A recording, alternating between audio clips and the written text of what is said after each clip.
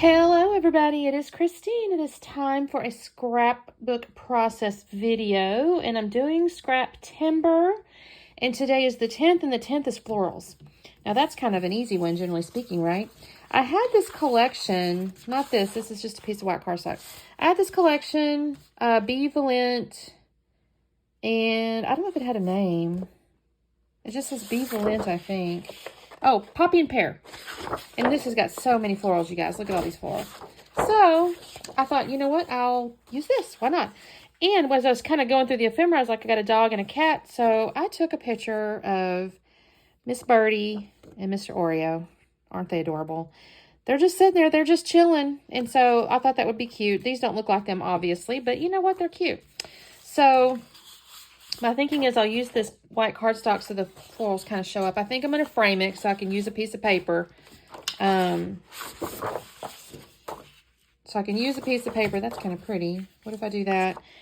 And then I kind of want these little yellow flowers, some kind of show. Maybe I'll kind of come like this. That might be fun. And these could be like photo mats or something. Because look at this little purple. What's on the back side? Oh, little houses and things. We'll see. So, and then I'm going to just kind of use as much of these little ephemera pieces as I can. I mean, I will tell you, there's stuff that has nothing to do with it, y'all. Like, I don't know if I'll use Always and Forever. This could be cute. Here and Now could be cute. There's like a little thimble and scissors. And then I think, you know what? Why do I have to be, themey? Why? This is cute, though. This could be on a card. I don't know. Who knows? What if I do? I don't have to do themey, but then maybe I'll just, pile it all around. Oh, something got on my paper, you guys. It's okay. So, let me trim some stuff down and figure out my design. I'll be back on in a second. All right, you guys. I have trimmed down that white piece of cardstock by 1/2 inch, both sides.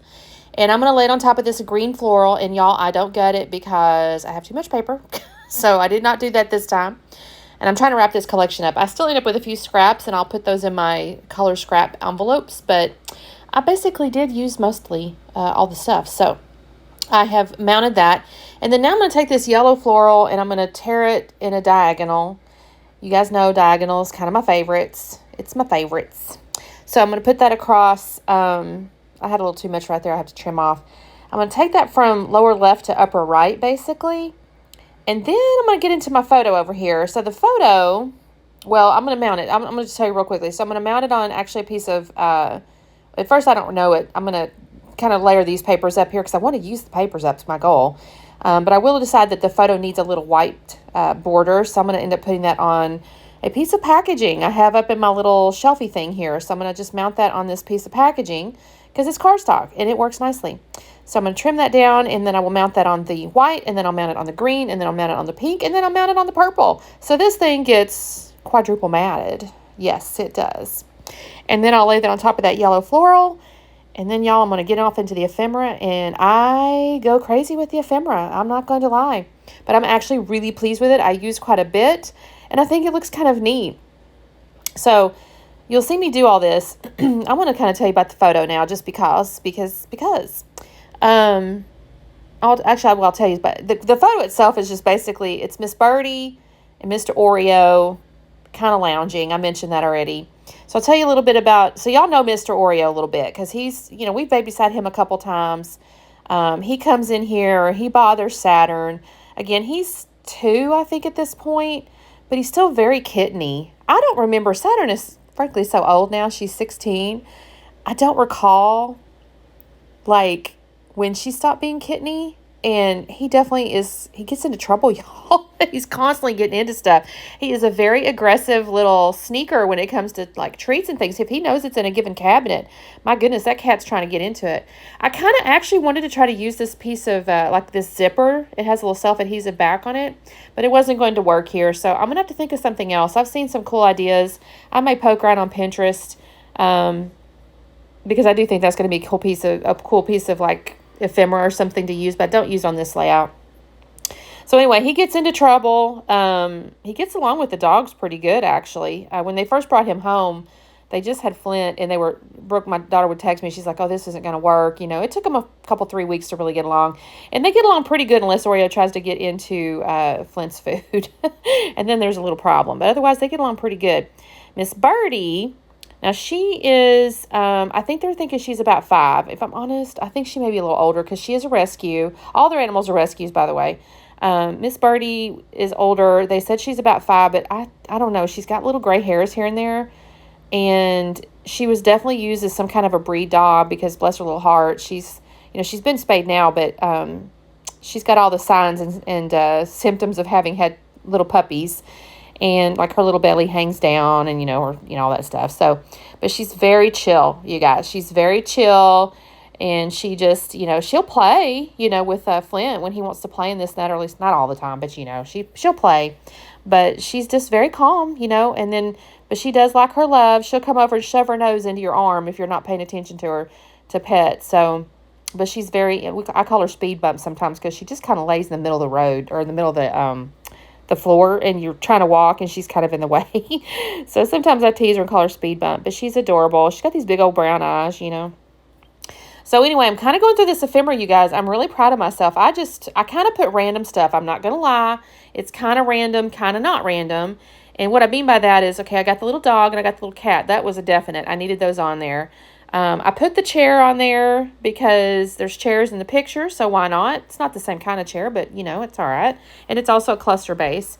So I put the chair there. I've grabbed, you can kind of see what I've done. There was actually some little embroidery hoop-looking things in this collection, so I've used those as cluster bases. I did put the hand holding the little heart just because, there are fur babies and you love them and stuff. I'm going to put another hand with another heart on the chair in a minute, but not yet. I took the florals that were in the collection and I built like a little flower bush, I guess, coming up out of the top up there. There was a little vellum piece of light bulbs, and I've got that along that top up there. It's a little too long, so actually when I go to glue everything down, I'm going to cut that, and I will have a second line of those lights. That's the extra piece that I'm going to bring it over, and it looks pretty cool, actually. This little teacup's going to end up over here on the left. I actually had 2 pieces that were not from this collection. One is that little XOXO that's down by the kitty. That was not from this collection. I just found it as I was cleaning my scrap rack out. And then the little word cute that's on the left-hand side over there, that was also not in this collection. But the colors go really well, so I decided to use those.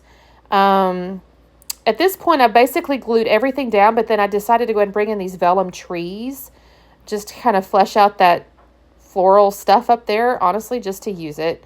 I don't mind it. I think it looks kind of neat. I am using some chipboard pieces here to, instead of foam, I'm using chipboard behind some of the pieces. That's why you see that on the left-hand side. And then I had this rub-on kind of laying on my desk, and the colors went pretty good. So I take out the little green piece, and I've cut it. I'm going to go along the side here of the torn paper, and I'll do that on the left side and the right side up toward the top. I have a little left over of this rub-on, too. I'm not really sure what I'm going to do with it just yet. Maybe I'll make a card out of these papers here. Why not? I need to make some cards, right?